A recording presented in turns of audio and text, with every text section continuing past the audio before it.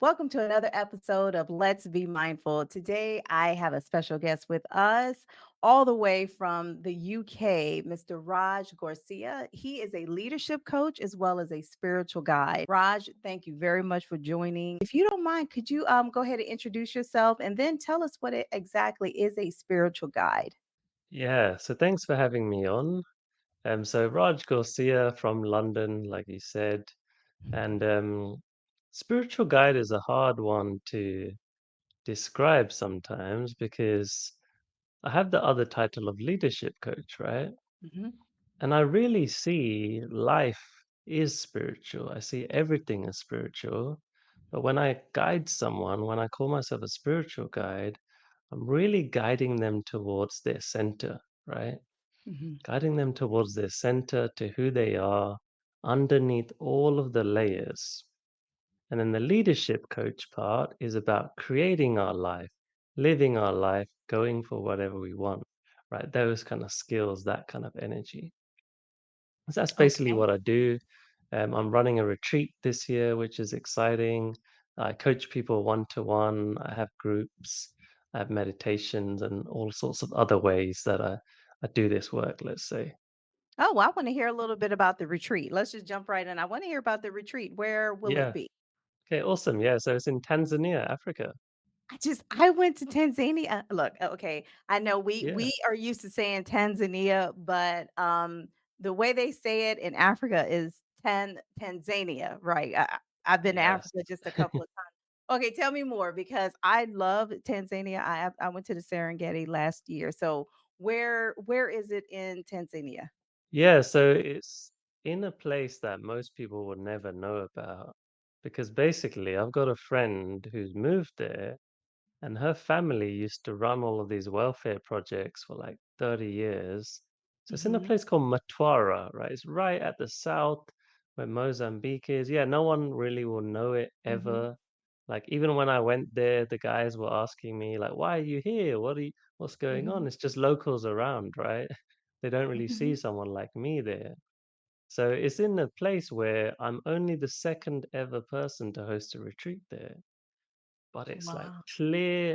like clear sand, clear water. It's paradise, right?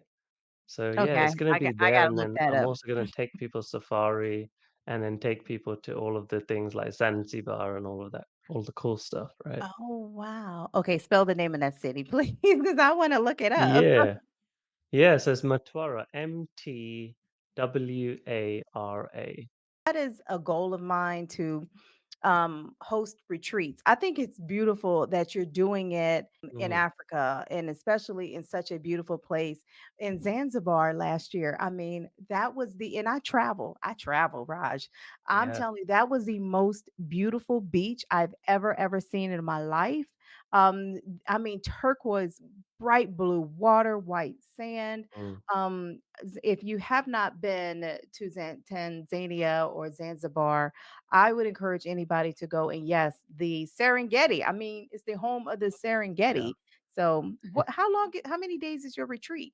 So it's 2 weeks actually. So the first week is gonna be, yeah, the first week's the transformational part, let's say. So I'm taking people through a process for 7 days Mhm. based off, the book that I've got coming out, based off the 7 chakras, but in a Oh, modernized kind of way, right? So first week's that, and then the second week's more about adventure, like safari and Zanzibar, and like the fun, let's just say, all of the fun stuff. I love it. I love it. I love it because one thing, Raj, that I talk about, and I know that you travel a lot. You and I have something Yeah. in common: the love for solo traveling. I Yes. love solo traveling. Now, and I'm going to do an episode about this because now, I do have a partner. He and I love to travel, and there is an adjustment, Raj.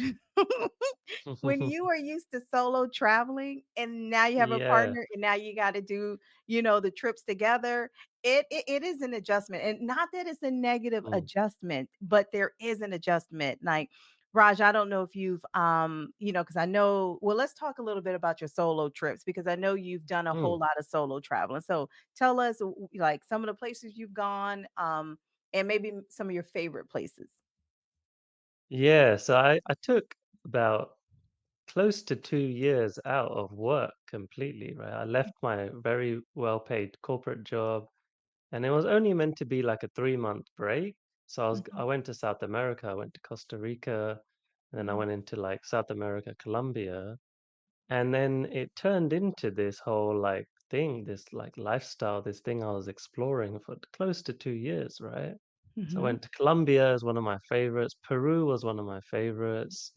I went into Asia afterwards. I went to Japan at some point, which was like mind blowing, one of my favorites for sure. mhm, India as well, but I'm quite biased being Indian. So it was mhm. really like a homecoming trip for me. Okay. And yeah, I think those are probably the top ones. Philippines, I really like the Mhm, Philippines.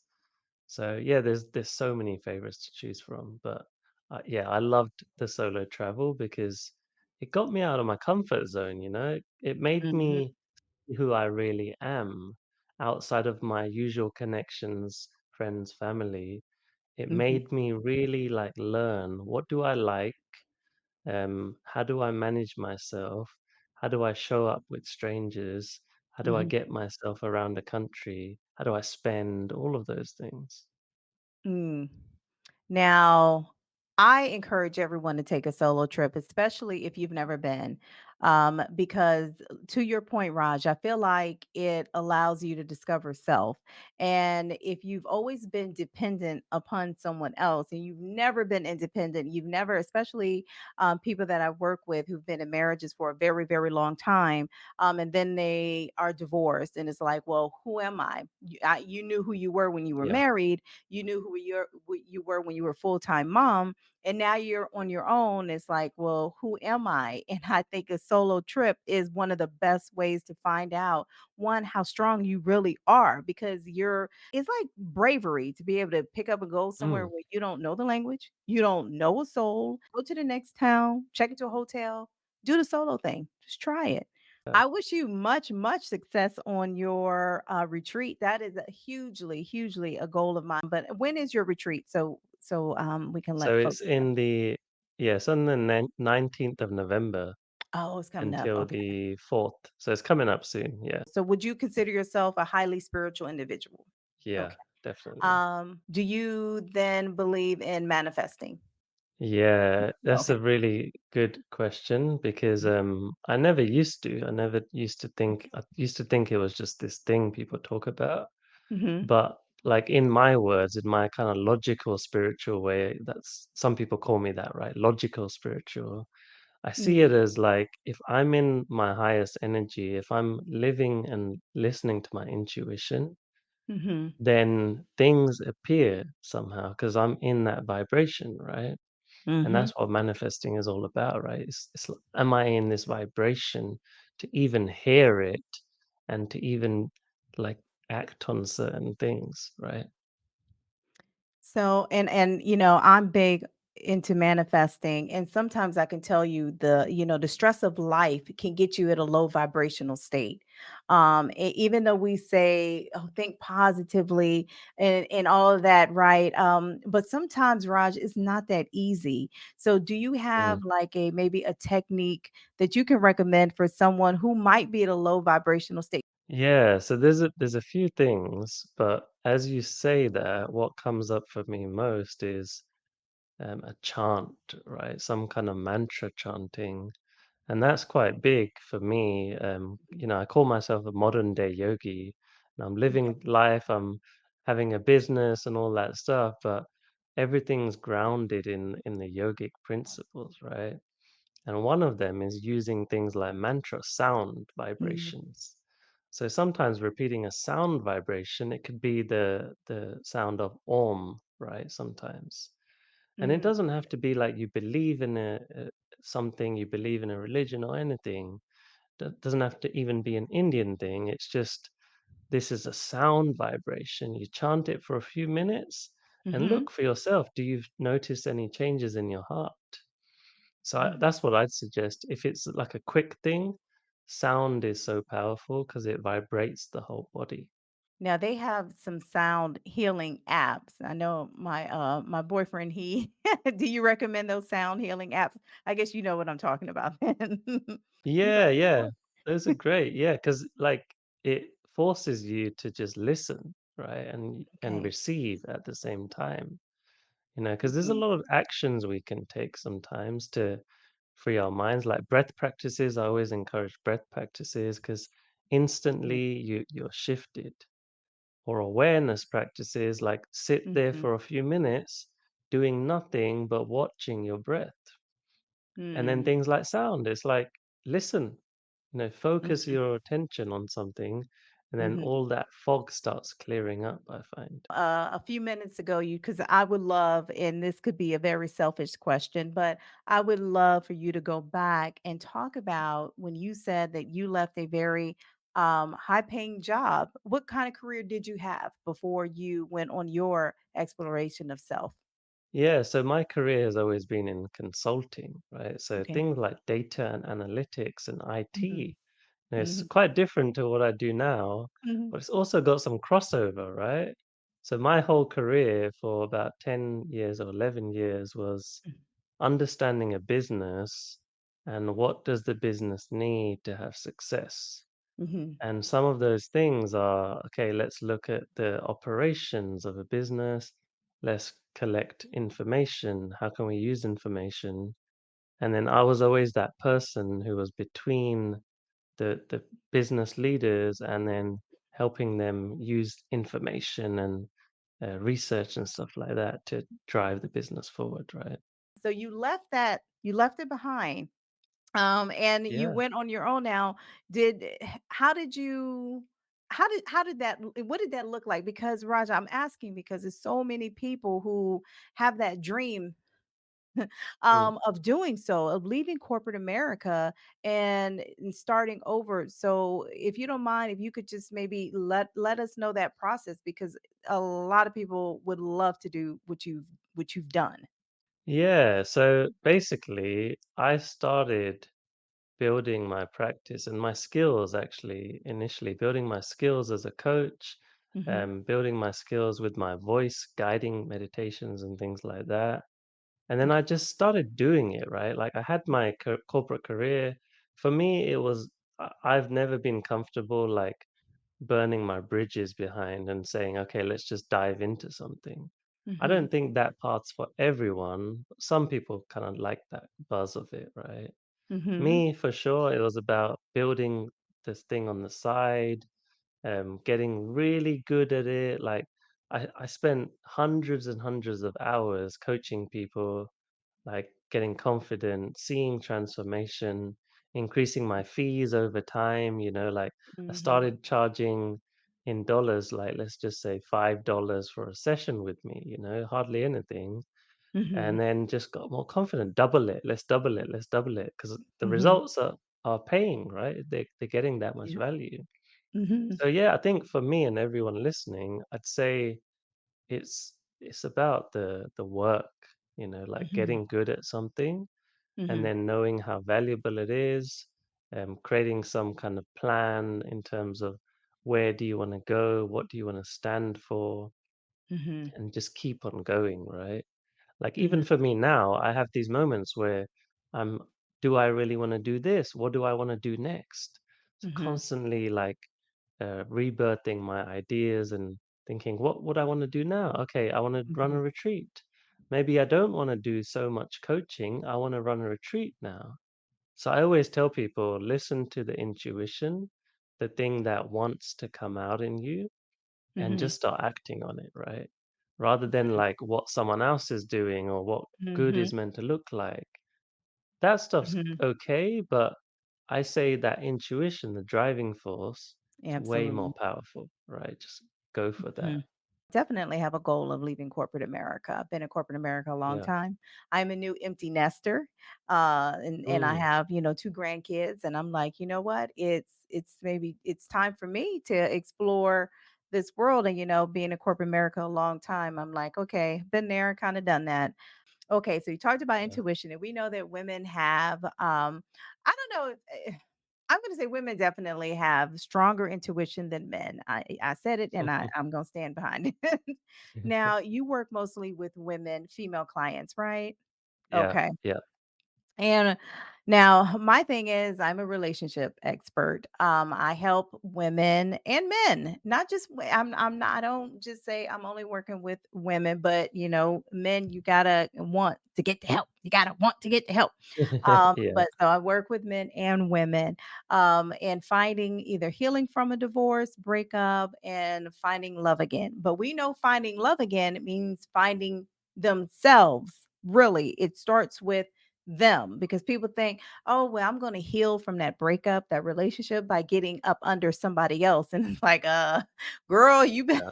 you better not go lay up under him. Like, it's because you have to heal yourself before you can move forward. And so I know before I started recording, you and I touched upon the masculine and the feminine energy because that plays a big part in relationships. I know you're not a relationship coach, but I'm going to sit here and tell you, Raj, Mm, that it does yeah. play a big part in women attracting a partner.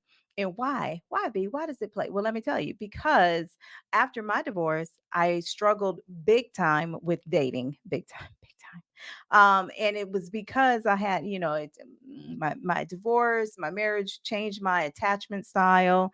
I became very avoidant. So I was running from intimacy, but Mm, also my masculine energy dominated because I already have a strong personality. I'm a leader in corporate America, okay? In yeah. IT, I am a black woman leader in IT, and people don't understand what that really takes, to be successful in a white male dominated world when it comes to technology, right? And so of course my masculine energy is whoo.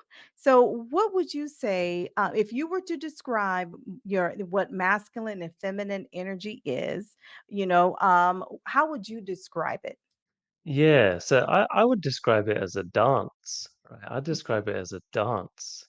Mhm, That's the best way I've come up to feel it, right? Because mhm, I don't want people to get into their head when they hear this, because there's so much stuff out there about what is masculine, what is feminine.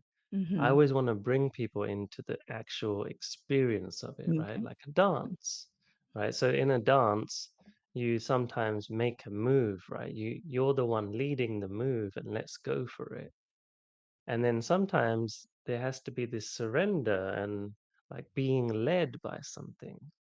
Okay. So that's what I'd call the Mhm, masculine feminine energy, right? mhm. Masculine, you could call it the leading, the let's go for it. Let's Okay. make stuff happen. I'm fiery, right? Like Mhm, switching on the fire, and that mhm, fire is so strong that mhm, nothing can stand in its way, right? mhm. And then we can call the feminine energy this listening, like Okay. listen before I act. Before I just go all guns blazing in the world, let me Mhm, slow down and listen, right? mhm. Because if I Okay. listen, that means my actions are actually in flow, right? Rather than let's just do anything. So I'd say it's that dance of the two, right? Okay. Now, I don't know, have you worked with women who may have very dominant and strong personalities? Yeah, Yes. okay. Usually it's usually those ones, to be honest. Usually those ones come to me because they wanna slow it down. They wanna I call it like, focusing the flame, right? Focusing the Okay. flame. Instead of it being a wildfire, Mhm. it's a sharp, controlled flame. Well, I had a client and she's a leader, right? So she's a Mhm. leader. She's been a leader in some of her roles. Mhm. Very strong and fiery. I could feel it as soon as we started. And the thing that we discovered was she's strong and fiery because she doesn't want to like be played a fool. She doesn't want people to play her for a fool, right? And people to mess with her or like take advantage. And I was like, Okay. great, yeah, definitely stand up for yourself. Mhm. But then what we did, the work we did was softening, right? Like, what would it be like if you could still have that strength, Mhm. but be soft, right? So we worked on slowing down, becoming more present, and Mhm. listening more to your intuition, right? Without having to Mhm. act all the time, right? Just listen. Mhm. What's coming through rather than the actions and the voice being autopilot, like it's just coming out. What if Mhm. everything was conscious? So with her, she knew that in her workplace there were some challenging people. So she would always say, "Yeah, you know what? I know what's going to happen. I'm going to make sure this is not going to happen." So she'd be controlling over everything, right? Mhm. So we worked in this way where I said, "How can you own everything so that you have your way, Mhm. but the way you approach it is with more kindness, firstly, um, as well as leadership, but in a Mhm. different way, right? Leading in a way that it's not this strong, like forceful leader, but instead it's just being curious about people. So, hey, you said that thing. Where does that come from? Why Mhm. do you say that? Just allowing people in, you know. So we did a lot of work on allowing people in, and we Mhm. also did this one thing called the rejection challenge. So I Okay. got her because we realized that some of this stuff was like a fear of getting rejected. If I Mhm. say this, then I'm gonna get rejected. So I got to play the mind games and try and have it my way. So I was like, how Mhm. about we just face the rejection head on? So I Mhm. gave her a challenge. I said, for the next 7 days, I want you to collect rejections from people.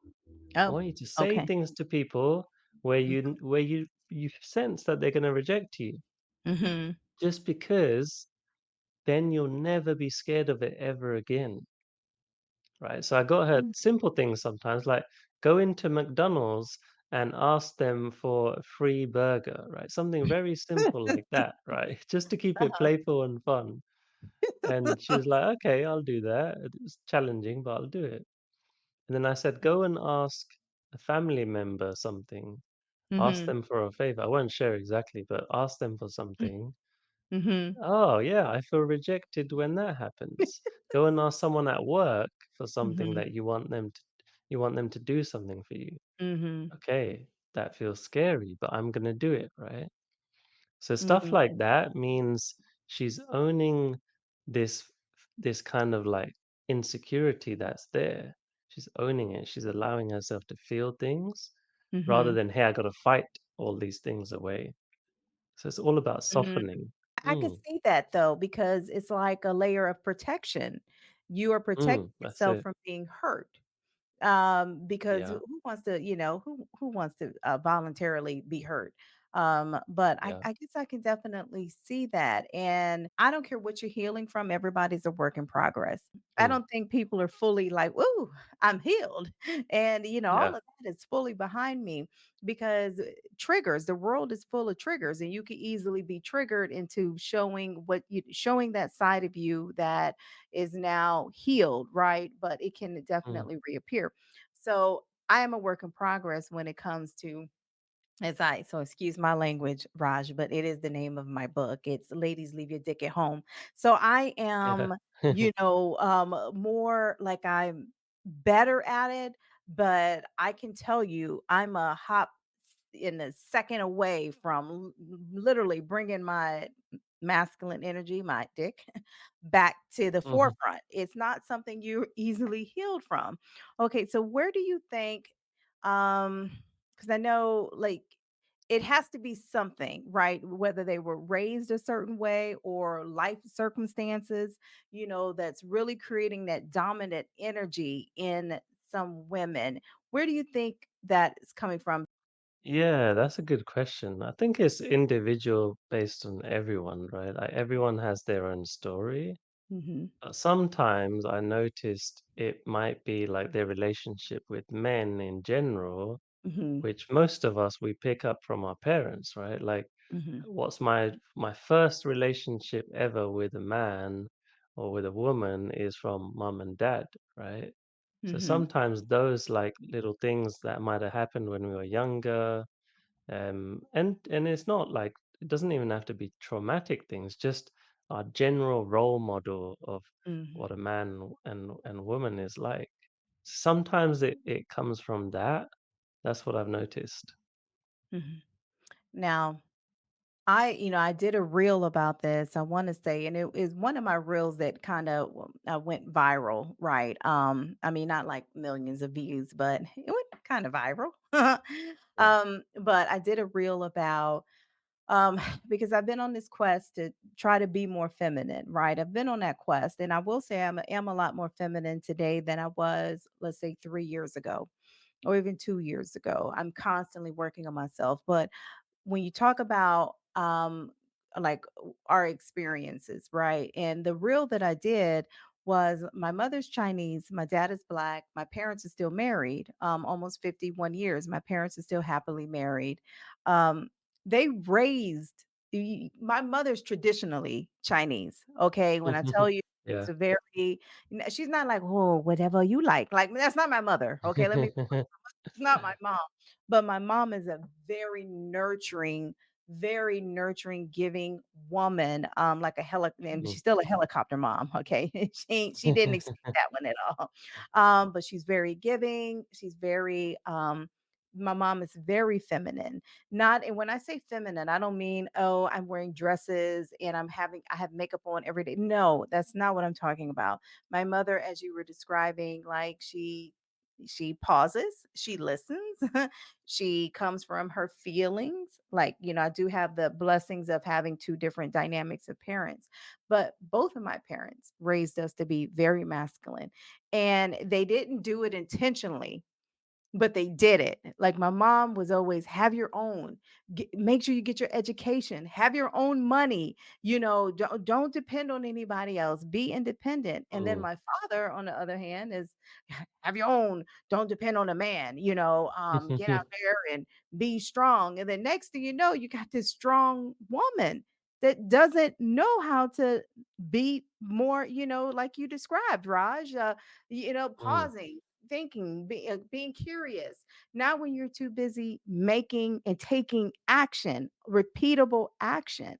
So, for somebody like me, would you maybe make any additional suggestions for her to find more of her feminine, softer side? Yeah, yeah. So I had another client who I'd probably say is exactly what you're describing, right? Like very high end.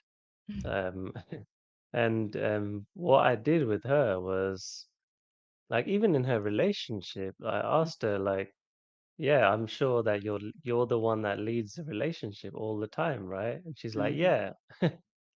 And I said, would you like it to be another way? Would you like it for your man to lead the relationship? She's Mhm. like, yeah, of course, that's exactly what I want. And I said, well, like if you just try and want that and tell him to be a certain way, it's not Mhm. going to work. You have to be the example of that, right? You have to allow that in. You have to Mhm. surrender in a way. So I Yep. told her, what would it be like if you were practicing surrendering, like letting Mhm. him control things, letting him drive the relationship? What would it be like? And she's like, that would be lovely. And of course, there's resistance there because her whole way of being is geared up to I'm leading and this is what I want. You do what Mhm. I say, you know. But she found it Mhm. so sweet and enjoyable to practice. Yeah, let this person lead. And that general Mhm. just like sweetness with people, right? Like what we did was a lot of work on looking at everyone as if they're innocent. So tapping into that innocence within you Mhm. and seeing the innocence in everyone, like really connecting to love, like these are your parents, this is your family, Mhm. this is your partner. Yeah, look at them straight up and they're a human. There's a child in there, right? Mhm. So we did a lot of that stuff, like slowing Mhm. down the fire and coming from love, right? Love seems to balance everything out. That's what I find. Mhm. I can tell you that it is a very, very hard thing for a woman to release the control. Just so you know, it is Mm. very, very difficult when you Yeah. are like, I'm a single mom because I'm divorced. I have all boys. God didn't give me any Yeah. girls. I got all boys and Wow. they're grown. I have 2 grandsons. I even got a boy dog. You might hear him barking at some point. I got 2 nephews, and I'm daddy's a little girl still. Yeah. And I'm a leader in corporate America. It is not easy to allow someone to come in and make all the decisions because you're like, hold on now. It's very, very, very hard. And in order Mm. for women like me or women who are used to leading and being in control, in order for us to allow that man to lead, and I tell women, right, if you want, you don't give him an opportunity to lead, you will never know if he can lead, right? You have to give him an opportunity. It doesn't mean I'm going to hand you the Yeah. mortgage and or you go out here and buy us a house. It doesn't have to be that large scale. It literally could be you pick out the restaurant, you plan the entire Yeah. date, right? Plan a really Yeah. good date night. It can start with that. But the man has to show that he has the capabilities to lead. Right? If he Yeah. doesn't, Raj, oh my gosh, women like me are going to eat him up. We are going to Yes. eat him up and we're going to, yeah, and I know you've seen that before where Yeah. women have that woman, that client you described, she probably was blessed to be with a man who could make good decisions, who could lead. Now, what would you suggest for someone who she tries it. She tries to give her man a little bit, and he's not a good leader. Would you say that she should just continue being masculine and make all the decisions, even though she doesn't want to? Like the relationship is good everywhere else, but except that part that he can't make decisions. Or would she just say, "Hey, you know what? That relationship isn't for her." Yeah, it's hard sometimes, right? It's very hard, especially if you're super connected to that person. Mhm. It's really hard to say, yeah, let's just forget about the relationship. Mhm. However, sometimes maybe that is the right path, right? Mhm. If there's something that's not feeling like satisfying or this relationship Mhm. doesn't feel good, and you're just in it because of habit and just because you know that person for a while, that's probably not the best way to operate, right? But Mhm. if there is this deep love and this connection, then Mhm. I'd say it's sometimes it's work, right? Sometimes it's just it's the work, and it's encouraging that person. Because you know what, like I'm quite, well, I wouldn't say traditional, but I see that women that I always speak to, they enjoy being led sometimes, right? They Oh enjoy, yeah. they love Yes. a man, right, who can take control and choose the place. You know that they love that, and men do as well. But sometimes Mhm. they fall into that mode of like, I don't know, they don't see that power in themselves to be that man that's Yep. taking care and leading, right? So then the Mhm. dominant woman comes in and, yeah, you choose, and it becomes this strange relationship, right? Like Mhm. I've seen it all and I've experienced it myself, even in my relationships where Mhm. sometimes I'll fall into this mode of like looking for guidance from the woman, because Mhm. all this stuff comes up, right? Like Mhm. mother insecurities come up, and yeah, she can look after me, right? I don't have to do anything. But like that's good and that's nice, that's Mhm. lovely. But I still think that there has to be this dance of, yeah, like being led and Mhm. leading at the same time. And yeah, every woman I've ever spoken to loves that man that is, you know, has that power to say, we're doing this. Okay, let's do it. Oh, yeah. And I'm not gonna disagree with you. I completely Yeah. agree.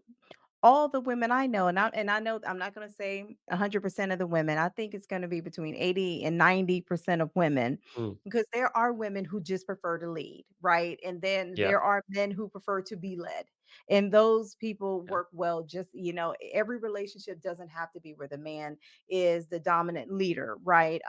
Mm, Absolutely not. There are women who are comfortable. Hey, I want to lead, and there's some men who says, you know what, she can lead me, and then I don't have to make any decisions. yeah. But Yeah. for the most part, women do we want a man to take control, but he has to Yeah. show us that he's capable.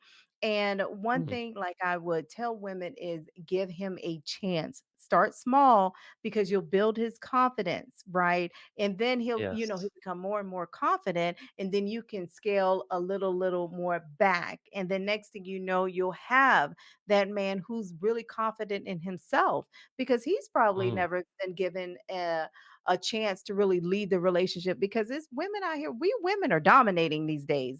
We are not that we even want to, Raj. I'm telling you, we Yeah. don't. But when you don't have a partner, you're single, you're raising children by yourselves. We are stepping up in corporate America. We're more leaders. Yeah. It's hard for us to not always be in that masculine space. If you were to work with a woman, to start from self, what are some of the Mm. things that you can maybe get a woman or man trying to work with themselves on the right track to be the best version of themselves? Yeah, so two things I really place as my fundamentals are energy. So number one is energy Energy. levels, right? Okay. So that means things like keeping your body in shape, working out, eating good foods that energize you. Like what Mhm. are you consuming in terms of learning things and reading? And everything, right? Or anything that gives you energy, anything that's taking away your energy. I'll do a full audit on someone, right? I'll say, let's look at every little piece of this Mhm. puzzle. So if someone's energy is in a good place, like they got good fuel in their tank, they're thinking clearly, they feel good, Mhm. that's fundamental for me, right? Okay. Mhm. So that's one, and then number two is the person's ability to be present and think clearly, right? So you might call that awareness or consciousness. Mindfulness, you might call that mindfulness, right? The ability to be Mm. aware, let's say. So the more awareness there is, the more my actions or that person's actions are going to come out from within integrity, right? Of Mhm. who they are, what they want, rather than what I'd say like their fears or their insecurities or whatever. Mindfulness, presence, yeah, that I think if someone continues working on that as well Mhm. as their energy levels, Mhm. that's a really good basis to start from, and that means anything's possible. I'd say. Absolutely. So the ability to be present, it's huge even in the dating, but maybe in a different sense.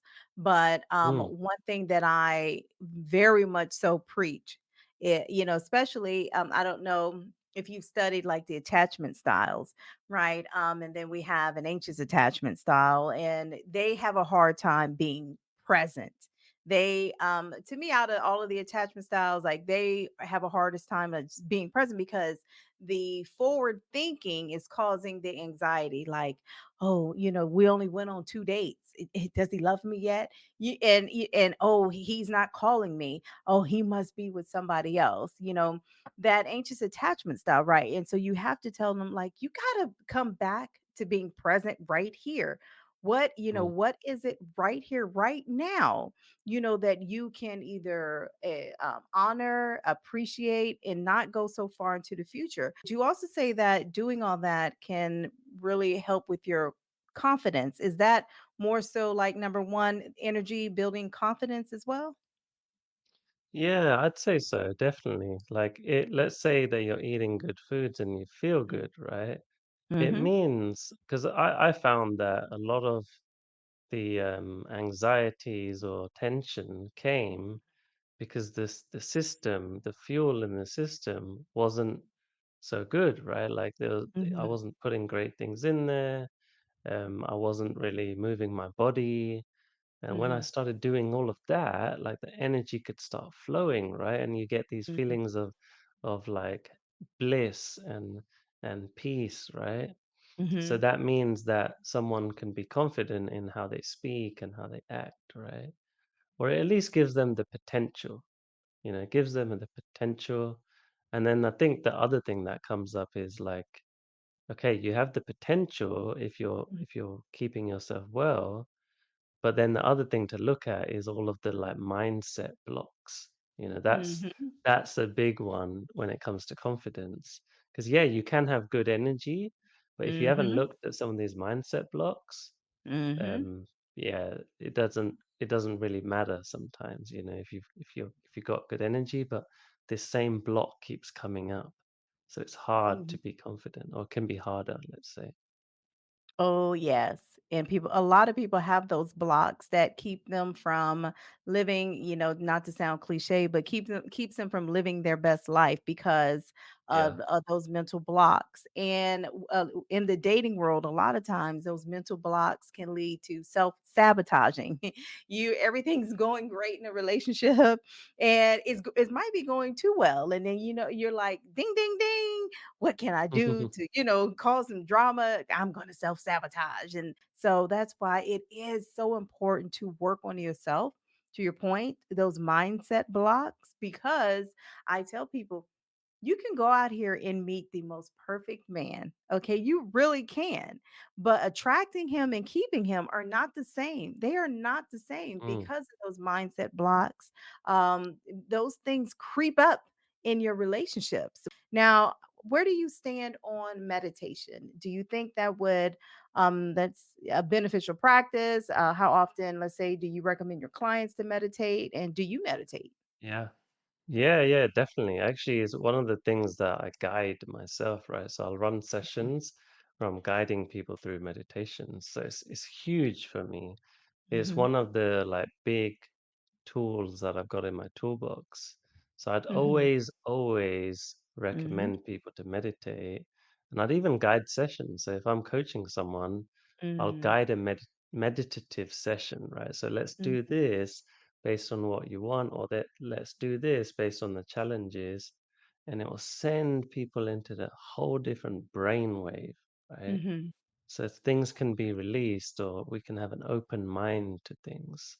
So yeah, mhm, I'd 100% recommend it because it releases some of the edginess, right? It mhm. tends to, for me anyway, it brings me into that center, gives me No. clarity, right? Absolutely. Now we know meditation, like, okay, now we've seen the transformation I know you're in the UK, but in Mm. the US, I went to now I'm in technology. I went to an IT conference well before, the COVID. So probably it had to been about 10 years ago. And the keynote speaker was the physicist, not the what is he? Dr. Neil deGrasse. Oh I think yeah, that's his name. yeah. I loved his keynote. Oh my gosh, it was at not Microsoft, at HP. HP is now either Micro Focus. They split up into hardware, software. But either way, I loved, loved, loved his keynote speech. He talked about how, science, STEM, science, technology, engineer, math, right, is big, of course, where my other half, my Chinese side, right? Over in Asia. It's big over there, right? But in the US, we're just declining and declining and declining in science in STEM. But now we're seeing in the US, people in the US are trying to pick up more on the Eastern medicine ways, right? Because we're seeing how I can tell you right here in the US, our medical system is not the best. Mm. So you can see other countries doing better than us, like we have the science behind it, but a lot of those people, y'all, in these labs, they actually come from Asia. I just want to let you know, but either way, we're seeing, the US or the Westerners picking up more on these Eastern meditative practices, whereas before I don't think it was widely embraced like it is now. So we know meditation comes from the eastern side of the world. Now, would that be something you digging into your Indian roots? And because I know you spoke about you grew up in the UK, but your nationality is from India. And what are some of the other things you bring from your culture into your practice? Yeah, yeah. Wow. Okay. Thank you for asking me this because Mhm, for most of my life, I would have said I'm British, I'm born in London, I'm a mhm, British man, right? I didn't really associate too much with being Indian, right? Okay, Mhm. yeah, I knew I was Indian, but I didn't connect Mhm. to any of the practices really. I almost pushed it Mhm. away actually. I pushed it away really. Mhm. But then when I started getting into yoga, which was Mhm. about 8 years ago, 9 years ago, Mhm. got into yoga, and then I got into the whole path of like breathing practices and Mhm. meditation, and it opened something up for me, right? It's like the Indian part started coming back, all the wisdom, everything that's in my blood, right? I started channeling it in a way. And then I went to India probably about 4 years ago, and Mhm. that opened up something again, right? It's like I was home in a way. So Mhm. yeah, I'd recommend all of these practices that are to do with yoga, to do with Mhm.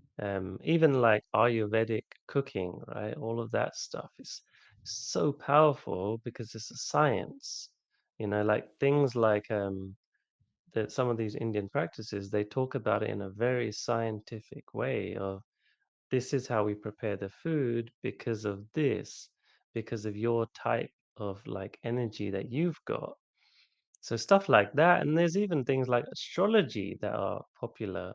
I would never have gotten into this stuff before, but when I look at it as a science, okay, let's use it because it's a science, right? It's useful for my life. So when I've looked into how do I link my body and my breath to these things like foods and these things like my star signs and things like that, yeah, that's been a game changer, honestly. The power of your thoughts. You can become anything you want to Yeah. become, right? You can journal it, you can script it. Our moods, our minds, they matter. And yes, I love, yes, working on the energy, getting your body up, working out. Whatever you did to attract your man, girl, keep it going. Same to men, keep it going, because we are physical beings, all of us, and it matters. And I'm pretty sure if you put on a whole lot of weight, or if you change your exercise or whatever, you have changed your energy. It's changed. And Mm, I was connecting the two. That's what I was doing, Raj, is connecting the two. I don't know if yeah. you have any comments on that before I move on from that. Yeah, yeah, no, I think it's true. Like, if someone's looking after themselves, it's Hmm. attractive, isn't it? Like, it's very attractive to know someone that looks after themselves. Because that's Yeah. something that you can't buy, right? It's a discipline, it's a way of operating. And we like those kind of things with other humans. We admire that kind of thing, Mhm. right? So if that was to suddenly change, you'd kind of say, "What's going on? Like this is not you. What's Mhm. happening?" So I think those things are really important to keep as Mm, a trait for life. Like looking after yourself, looking after how you look, mhm, what you eat, mhm. all of that stuff. Yeah, You use the word discipline. Now, okay, yeah. I have seen, and I will say I agree on the definition of a high value, because you see people say a high value woman or a high value Mm, man, and one word that they use to describe a high value man is somebody who's disciplined. Right? They're disciplined in what they do, whether it's for work, their self-care, their how, whatever it is, but they are disciplined in it, and that is attractive. It is attractive because you want somebody who's disciplined. Like, do you really want somebody who easily can go out here, he goes out to the bar, he's not disciplined enough to not pick up every woman's phone number, because how mm, you do one thing is how you do with it, how you do a thing is how you do everything, whatever, how you ever say yeah. that. But yes, being disciplined is very important. So I'm glad you used that word. So, and sometimes people have this kind of like negative view on discipline, as it feeling Mhm, like I've got to work hard and I've got to stop mhm, myself by force. I mhm, honestly see it as a kind of like just a nice way of being, right? A nice way of operating, which is I'm disciplining myself to go for the mhm, things that are important to me, and that's it, right? Like I'm in alignment, we can even call that, and I'm taking mhm. actions that are in alignment. So, couple of questions around you being a leadership coach. because I would Mm, really love to know, like, okay, so what does that mean? Like, you're a leadership coach. Are you helping people lead in their lives, or like yeah. someone who wants to be a leader, let's say in corporate America? Like, what's a leadership coach to you? Yeah, so it's definitely in their lives, right? I call it leadership as a energy rather than a title. So it's like a way of going for things. It's a way of, I want this, so I'm gonna go and do it, right? I'm gonna put myself into situations that sometimes are uncomfortable, that are scary, and I'm gonna go for it. So that's the energy of leadership. But also, I'll coach people who have some kind of mission in the world, right? So helping them to be a leader for that mission. So it could be a job, but it's usually some kind of business, right? If someone wants to be a coach, I'm coaching other coaches on that as well. You're a leader, it could be a coach, but you're a leader in the same way. Or you want to start another business, or you want to write a book, or you want to run a retreat, or you want to do anything.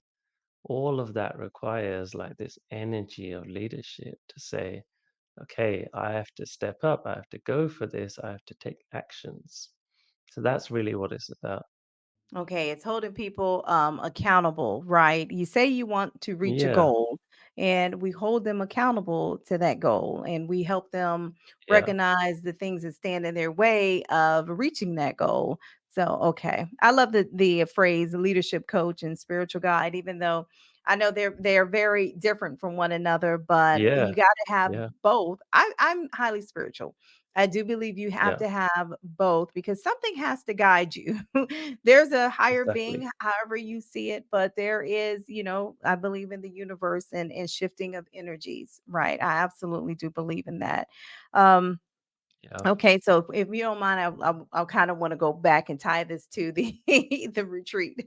Okay, so at Yeah. your upcoming retreat that you're going to have, will you have like spiritual practices for, and is it typically single women that would sign up for your retreat?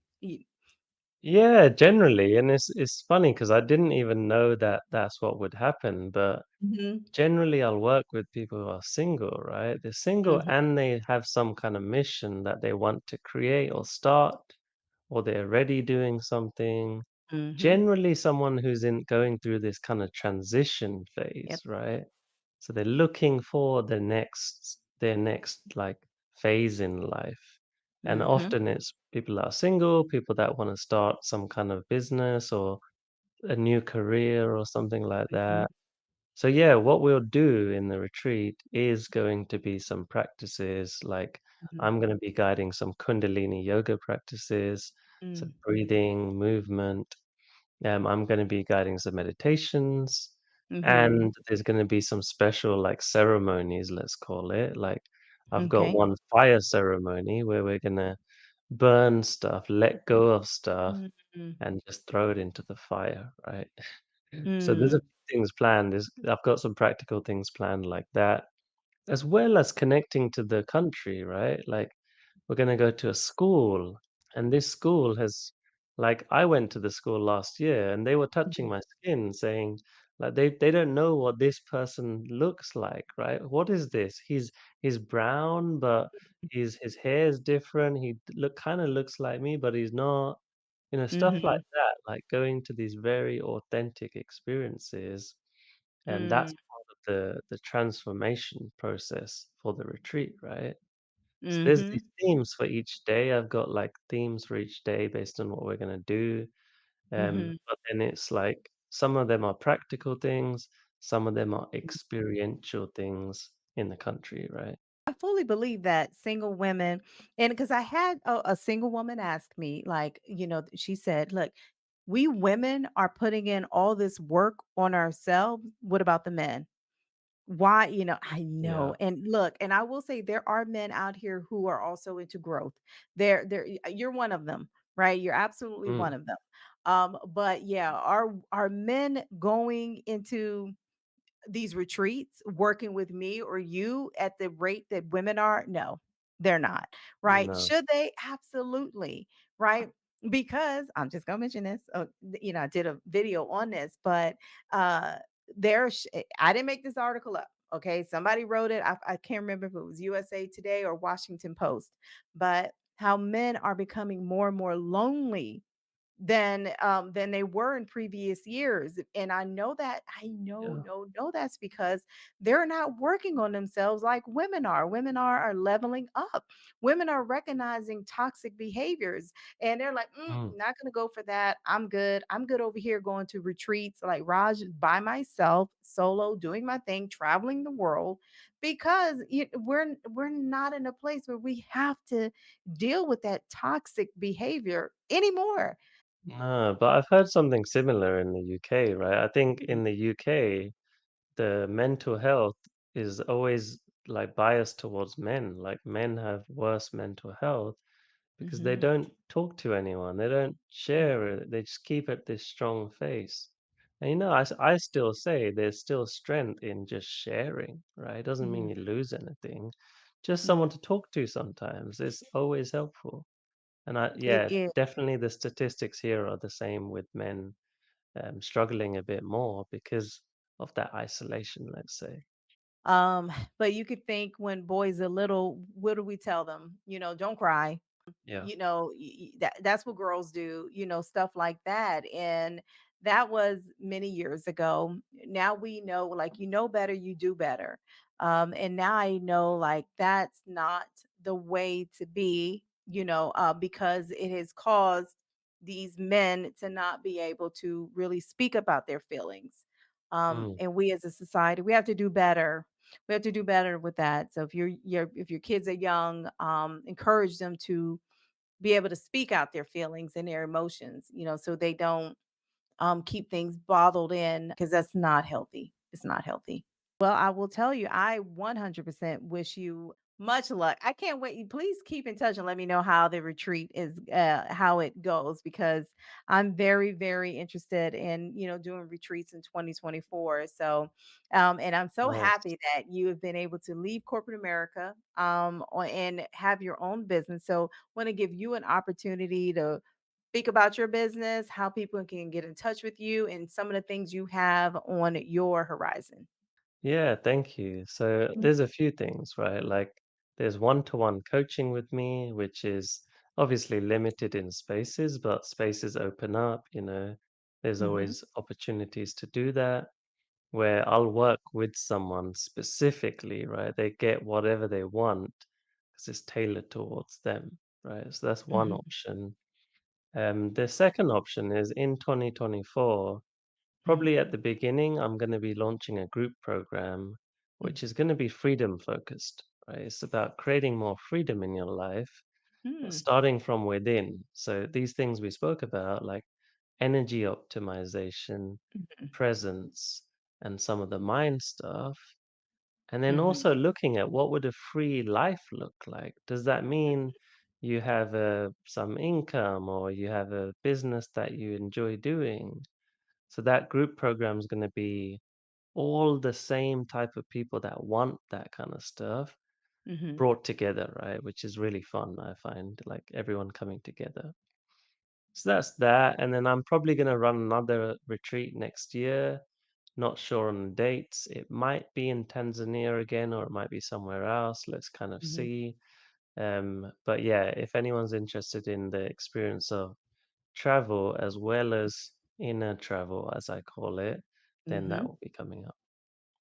So that's Good. that. And then I do like some free Mm, events sometimes. People can look at my website. It's just okay. withraj.com. I've got meditations on there. I've got YouTube videos. Definitely encourage people to check those out and just reach out to me, right? Like I'm open to getting messages and just connecting with people as well. Yeah. Awesome. And with the retreats, because I speak about this, like, those who want to do solo traveling, but they are scared to do solo Yeah. traveling. That is where a retreat will come in handy. You are by Yes. yourself, like if you go by yourself, but you're not by yourself.